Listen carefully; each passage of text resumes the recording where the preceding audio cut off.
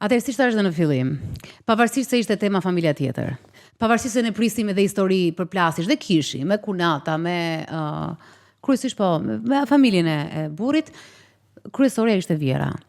Edhe në anonimitet, për shembull, kanë ardhur disa histori para se të kaloj te një histori me fund të lumtur, me vazhdim të lumtur. Shumica janë Vjera. Kam shkuar në punë sa bën binjakët 40 ditë sepse burri ishte pa punë. Edhe duhet të bënim lekët.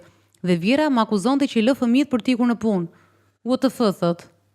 Nga një familje edukuar pa dhunë, me shumë dashuri, kalova te familja e burrit ku kishte vetëm intriga, shere, sharje dhe ngritje dore. Vjera të ofendonte me fjalët më të rënda. Vjeri ishte komandant për çdo gjë pyetej ai. Dyshoj që pyetet burri, në fund vendos Vjera, po hajt më, lekët i mbanin ata. Më ka goditur dhe burri 1 muaj nga martesa. Vjera ças më ka bërë, çfarë nuk fliste pas krave të mi.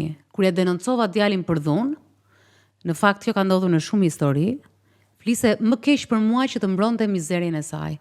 Dhe kjo në fakt është shumë e tmerrshme, por ka shumë histori ku gruaja është dënuar, është ballafaquar me Vjerën dhe Vjera i ka thënë po mirë se tash një shpull ham të tërë, se kush e di çka ke bërë dhe ti.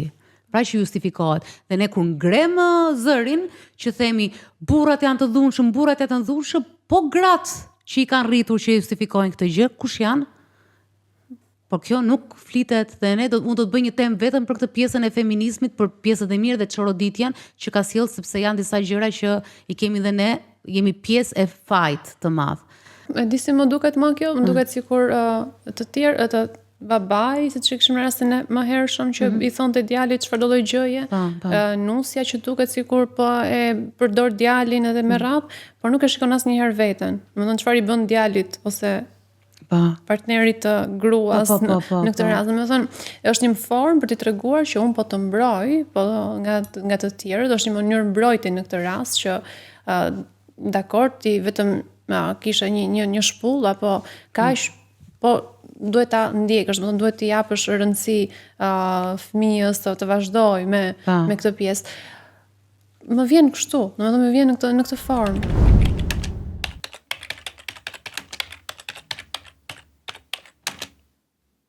Është dhe një histori ku pasi vdiq Vjeri, jetoja kunatat vinin me fëmijë dhe rinin nga 3 muaj, jetonte me Vjerën dhe Vjerin. Kjo është ajo historia kur gjithë familja e trajton atë shtëpinë si t'ishte e tyre. Do thënë i kanë qenë shtëpia e tyre, po mënyra se si e keq trajtojnë atë mjedis, ku ndërkohë jeton Vjera, jeton edhe një nuse, djalit vogël ndoshta. Vjera thoshte më ka zë dhomës se e kam për të pritur gocat, kur do gjesh shtëpi. Pasi vdiq Vjeri, kunata më ndronin vendin e pjatave në bufet dhe thonin kjo është shtëpia e mamit ton. Ndërkohë tha që kjo shtëpi ishte me qira. Plot twist.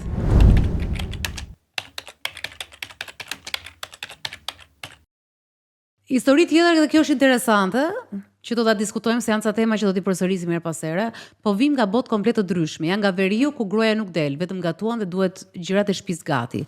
Burri del gjithë ditën dhe nuk prek gjë me dorë. Ka të drejtën të llastohet në maksimum. Në ndryshim nga familja ime që origjinën e kemi nga Juglindja, që prap nuk është e gjitha kështu, sepse kishim një grua nga veriu e para që ishte shumë emancipuar edhe ishte ndryshe. Domethënë në perceptim edhe çfarë koncepti kishte për marrëdhënien dhe jetën. Por që ndodhe kjo shpesh, edhe në Shqipërinë tonë shumë të vogël, ka dhe përplasje për shkak të feve që si kanë pranuar që në fillim, edhe pse ka harmoni fetare, ndërkohë mes shumë familjeve ka katolik musliman, siç ka edhe veriu me jugun që kontradikt. Po. Vija me pushime dhe ndaja ditët në mënyrë të barabartë mes mamit dhe Vjerës. Vjera më merrte duke u lëritur, ç'a bën akoma te nëna jote. Si pasaj unë du ta pyesja atë shkoj te mami dhe sa ditë të rri. Tortur ka qenë, nuk shijova asgjë.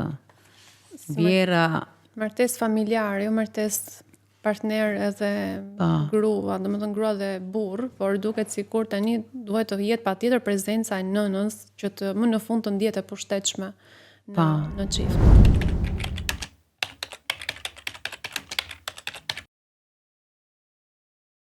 Dhe histori tjetër që dhe kjo është shumë e zakonshme ku ti je gjithmonë e huaj. Dhe në fakt familja tjetër është e huaj dhe kjo kryesisht kuptohet pas ndarjes.